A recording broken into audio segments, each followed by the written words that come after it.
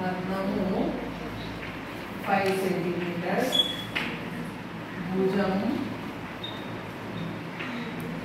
4 centimetres, are లంబకోణం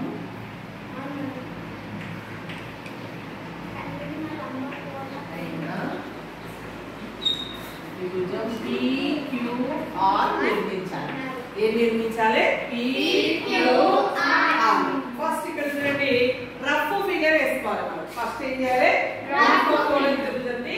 right angle triangle ఎప్పుడు ఇలా ఉంటుంది, ఇది చక్కగా ఉంటుంది. ఇది భుజము, ఇది కర్ణం. చెప్పండి, ఇది భుజము, ఇదేమో లంబకోణము, దీన్ని ఏమంటాము? కర్ణం. ఇక్కడ కర్ణం ఎన్ని సెంటీమీటర్లు ఇచ్చింది? 5 సెంటీమీటర్స్. భుజం ఎన్ని సెంటీమీటర్లు ఇచ్చింది? 4 సెంటీమీటర్స్. ఇది ఎన్ని డిగ్రీలు ఉంటుంది? 90 డిగ్రీస్. లంబకోణం అంటే 90 డిగ్రీస్. ఏ త్రిభుజం మనకు? PQR. అయితే R లంబకోణం అన్నాడు కాబట్టి లంబకోణం అనేది R కాబట్టి ఇక్కడ R రావాలి. P రావాలి.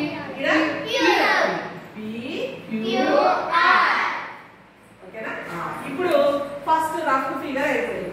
ఫస్ట్ RP ఎన్ని సెంటీమీటర్లు తీసుకోవాలి? 4 సెంటీమీటర్స్. 0 నుంచి 4 సెంటీమీటర్స్ లైన్ సెగ్మెంట్ ని గీసేయాలి. RP. ఇప్పుడు లంబకోణం ఏడ పెట్టుకోవాలి? లంబకోణం దేని దగ్గర పెట్టుకోవాలి? ఇది ఏముంది? R.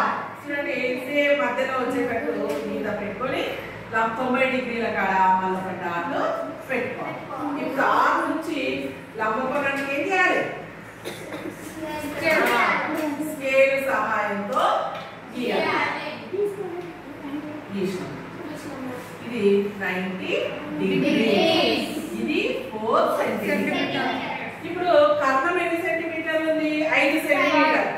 చూడండి, 5 పెట్టుకుందాం. స్కేల్ సహాయంతో 0 to 5. ఇప్పుడు ఏం చేయాలి? రౌండర్ తీసుకొని కదా, రౌండర్ తీసుకొని ఈ 5 సెంటీమీటర్స్ పెట్టుకుందాము. ఎక్కడి నుంచి గీయాలి? P నుంచి ఈ రేఖకి ఇలా గీయాలి. ఓకేనా? ఇక్కడ ఏది పడింది? ఏదిరా? Q. చేతితో గీయాలా? స్కేల్తో గీయాలి? స్కేల్తో గీయాలి.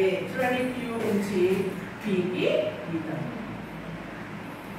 ఎన్ని సెంటీమీటర్లు ఉంది ఇది? 5. మనకి ఏది పడిందా? PQR.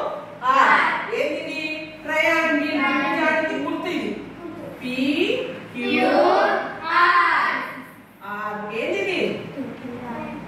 లంబకోణ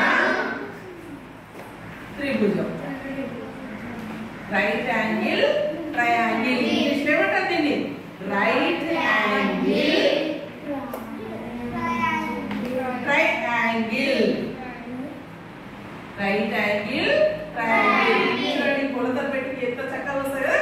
ఓకే, బంద్ చేసేది.